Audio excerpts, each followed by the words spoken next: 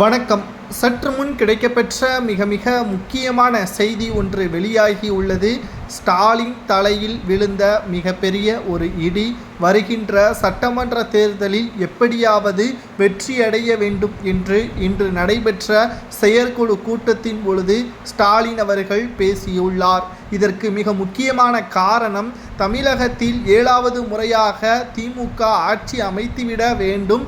இதற்கு மிக மிக முக்கியமான காரணம், துணை முதல்வராக உதயநிதி ஸ்டாலின் அவர்கள் மீண்டும் பதவியில் இருந்தால்தான் திமுகவை அவரிடம் ஒப்படைக்க முடியும். இல்லையென்றால் தனது மறைவிற்கு பிறகு ஒட்டுமொத்த திமுகவும் அதிமுகவின் நிலைமை மாறிவிடுமோ என்ற ஒரு அச்சம் ஸ்டாலின் அவர்களுக்கு இருக்கிறது. அது மட்டுமல்ல, அதிமுக நிச்சயம் இந்த முறை பல வாக்கு வித்தியாசத்தில் வெற்றியடையும் என்றும் எதிர்பார்க்கப்படுகிறது. ஏனென்றால் ஒரு முறை திமுக என்றால் மறுமுறை நிச்சயமாக அதிமுக தான். ஏற்கனவே அதிமுகவின் செயற்குழு கூட்டத்தில் கடைசி நேரத்தில்தான் அதிமுகவின் கூட்டணியை உறுதிப்படுத்துவோம் என்றும் இது திமுகவிற்கு மிகப்பெரிய ஒரு தலைவலியாக மாறும் என்றும் பேசியிருந்தார். இதற்கு பதிலடி கொடுக்கும் விதமாக ஸ்டாலின் அவர்கள் இன்று அதிமுக அல்லது வேறு எந்த ஒரு கட்சிகளுடன் கூட்டணி வைத்தாலும் திமுகவை அசைத்து பார்க்க முடியாது என்றும் பேசியிருந்தார்.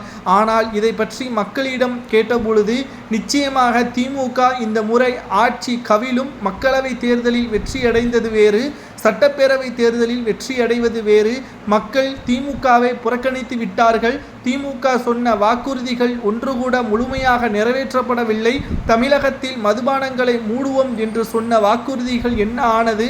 தமிழகத்தில் திமுகவின் ஆட்சிக்கு வந்த பிறகுதான் போதை மருந்து அதிக அளவு விற்பனை, இளைஞர்கள் உயிரிழப்பு, பெண்களுக்கு பாதுகாப்பு இல்லாத நிலைமை, குழந்தைகள் உயிரிழப்பு அனைத்துமே திமுகவின் ஆட்சியில்தான் என்றும் மக்கள் பரபரப்பான புகார்களையும் கொடுத்துள்ளார்கள்.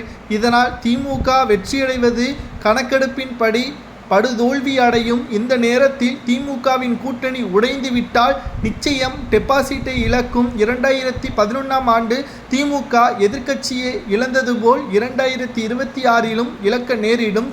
இதனை சாதகமாக பயன்படுத்தி தான் எடப்பாடி பழனிசாமி அவர்கள் தமிழக வெற்றி கழகத்துடன் கூட்டணியும், இன்னும் திமுகவுடன் கூட்டணியில் இருக்கின்ற கட்சிகளுடன் மறைமுகமான பேச்சுவார்த்தையும் நடத்தப்பட்டு வருகிறது.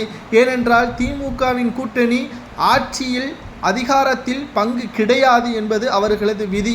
ஆனால் அதிமுக இந்த முறை அதை உடைத்து கூட்டணி கட்சிகளுக்கும் அதிகாரத்தில் பங்கு உண்டு என்பதையும் தெரிவித்திருக்கிறது.